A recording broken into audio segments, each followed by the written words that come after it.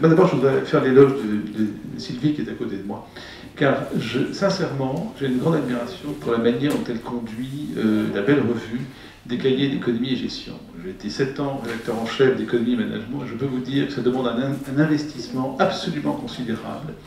Et franchement, là, très sincèrement, je l'ai déjà dit, entre autres à Lyon, au Journal d'économie, mais devant tout le monde, je voudrais vraiment reconnaître un travail tout à fait remarquable. Et cette revue s'améliore, je trouve, régulièrement.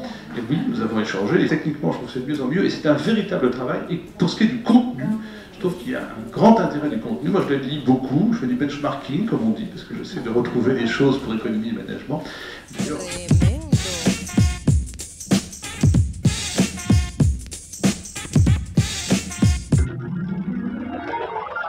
Cette revue, c'est les cahiers de l'économie et de la gestion, qui est une revue éditée par l'Association des profs en éco-gestion, plus connue sous le nom de la PEG.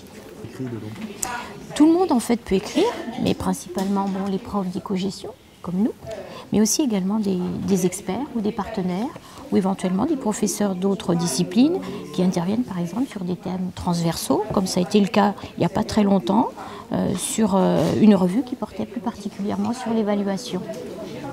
Alors, au départ, il y a toujours un dossier spécial. On va reprendre le dossier spécial, par exemple, sur l'évaluation, qui a eu un franc succès. Et autour, on sélectionne des articles bien particuliers, donc qui abordent, là c'était le cas de l'évaluation.